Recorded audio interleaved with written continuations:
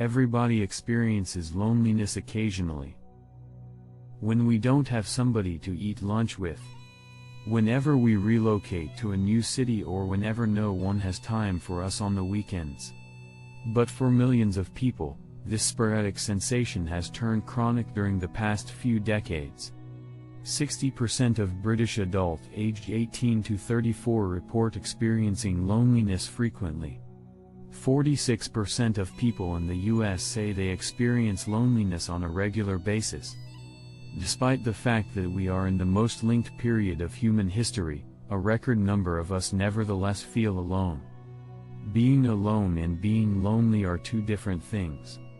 You can love being by oneself while detesting being with friends at all times.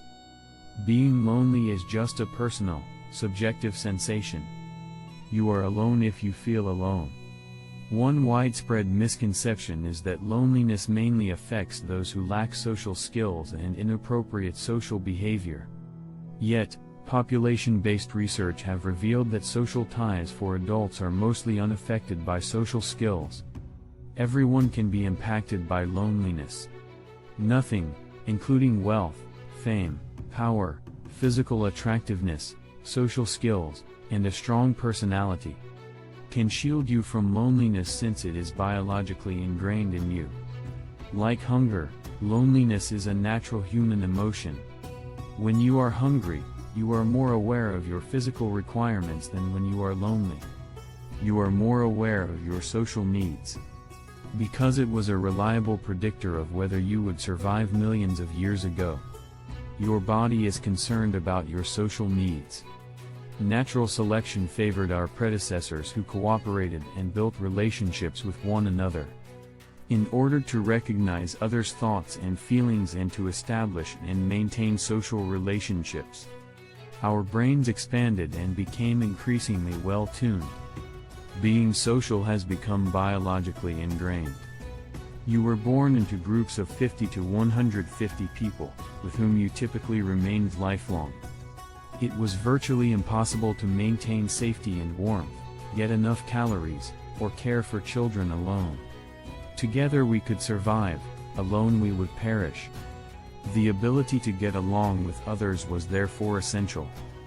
The biggest threat to your ancestors' survival wasn't getting devoured by a lion, but rather not fitting in with the group and being left out.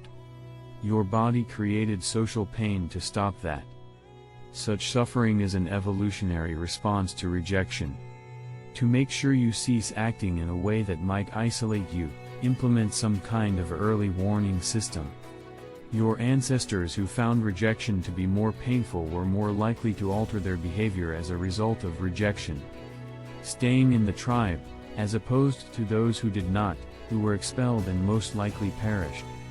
Rejections sting because of this, and loneliness hurts even more because of this. Over the majority of our history, these systems for keeping us connected functioned flawlessly. But then people started creating a new world for themselves. However, the modern plague of loneliness dates back only to the late Renaissance. The individual became more prominent in Western society. The Middle Ages collectivism was rejected by intellectuals, and the nascent Protestant theology emphasized personal accountability. During the Industrial Revolution, this pattern became more pronounced.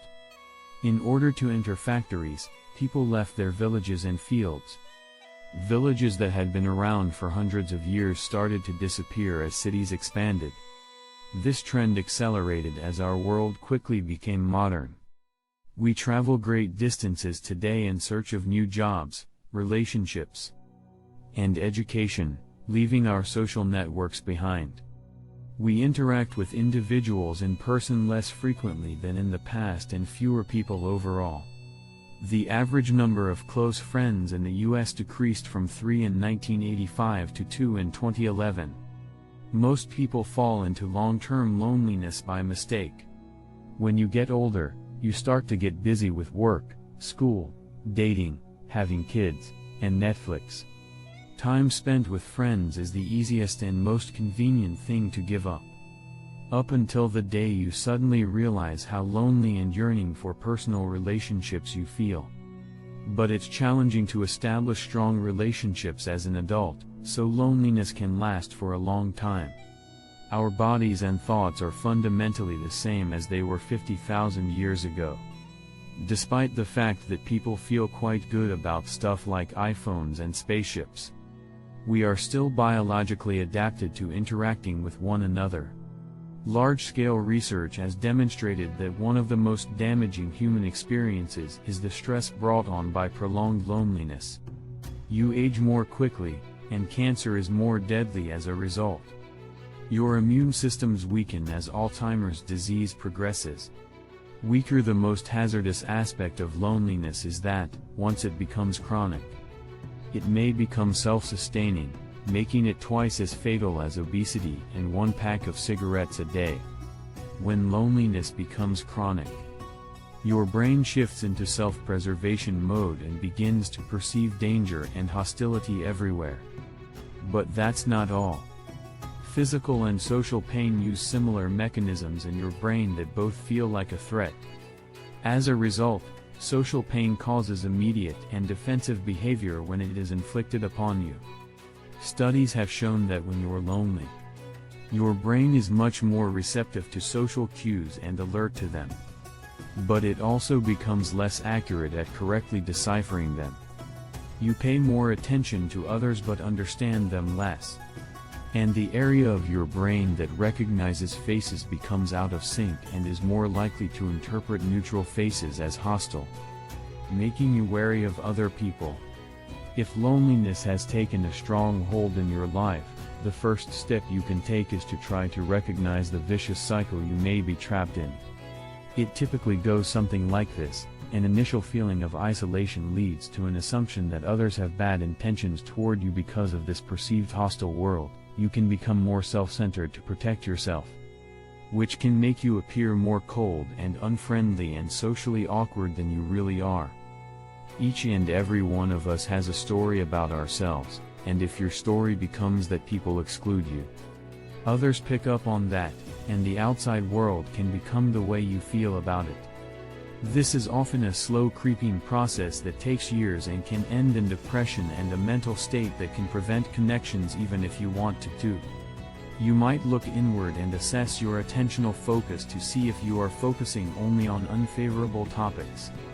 What was the actual content of a conversation with a colleague? Was it rarely negative, or was it genuinely mutual or even positive? What was said by the other person? Did they say something offensive? Did you interpret their words negatively, or was the other person only pressed for time and not truly reacting adversely? In addition, do your perceptions of the world make you suspicious of other people's motives? Do you walk into a social encounter knowing exactly how it will turn out? Do you presume that people dislike having you around? If so, can you try to give others the benefit of the doubt? Can you just assume that they are not against you? Can you risk being vulnerable and open again? Are you trying to avoid being hurt and not risking opening up? If so, can you try to do any of those things? Lastly, you shun social possibilities because of the way you act. Are you actively seeking for opportunities to deny invitations? Are you acting as though you are under attack in order to defend yourself? Are you genuinely interested in making new connections, or have you grown complacent with your circumstances? Of course, each person and each circumstance is special and varied. So relying solely on introspection may not be sufficient. Please make an effort to reach out and seek out expert assistance if you are unable to resolve your situation on your own. Nonetheless, we view loneliness as a solely personal issue that needs to be resolved in order to achieve happiness, or as a public health disaster, despite the fact that it is not a sign of weakness but of courage.